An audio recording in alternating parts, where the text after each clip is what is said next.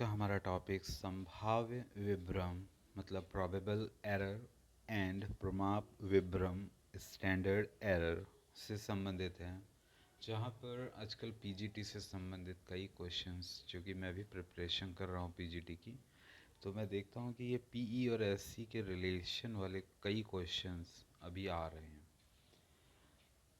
पीछे 2011 से लेकर के 2021 तक यूपी पीजीटी में हुए एग्ज़ाम्स में इससे रिलेटेड कई क्वेश्चंस पूछे गए हैं, तो वही मैंने डिस्कस करने की कोशिश की है। तो पीई और एसई कैसे रिलेट करते हैं, तो 3 PE is equal to 2 SE।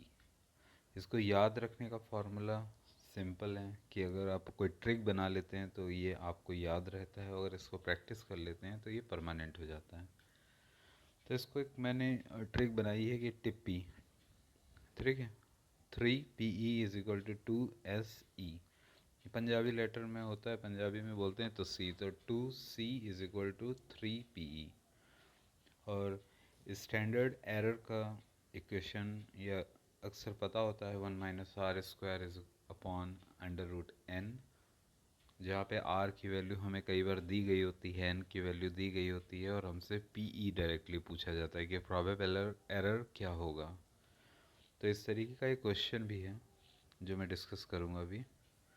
तो एक क्वेश्चन था कि जहाँ पर संभाव्य विभ्रम क्या होगा, मतलब प्रोबेबल एरर क्या होगा if n is equal to 100 और r इज इक्वल टू 0.802। तो इसको कैसे हल करेंगे या इसका कैसे सॉल्व करेंगे, तो देखिए बहुत इजी है। सबसे पहले हम स्टैंडर्ड एरर को कैलकुलेट करेंगे, जहाँ पर r की वैल्यू हमें पता है कि 0.802 है और n की वैल्यू 100 है। तो SE is equal to 1 minus R² upon √n। तो 1 माइनस R की वैल्यू 0.802 का होल स्क्वायर अपॉन √100। ओके, तो 0.802 का स्क्वायर वैल्यू है 0.643204, इसमें 1 माइनस करना है, ठीक है। तो SE की वैल्यू फाइनली हमारे पास आती है 1 minus 0.643204 upon 10।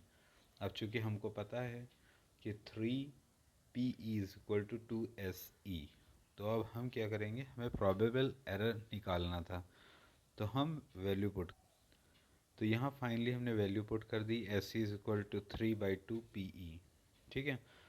2C is equal to 3P, तो C is equal to three P, ठीक है। तो ये वैल्यू फाइनली हम पुट कर देते हैं। तो PE is equal to final में हमको प्राप्त होता है 0.0237। और आज का एक क्वेश्चन था हमारे पास आपके लिए, ये आज एक बहुविकल्पीय क्वेश्चन था हमारे पास कि दो प्रतिगमन रेखाएं अगर एक दूसरे से जितना दूर जा रही हैं तो सहसंबंध की मात्रा क्या होगा उनमें, अधिक हो जाएगी, कम हो जाएगी, ज़ीरो हो जाएगी, या कोई इफेक्ट नहीं होगा।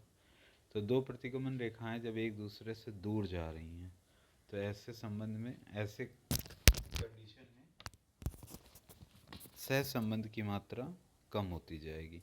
और दो प्रतिगमन रेखाएं अगर एक दूसरे के निकट आ रही हैं तो ऐसे में सहसंबंध की मात्रा अधिक होती जाएगी। इनडायरेक्ट वे में आप समझ गए होंगे।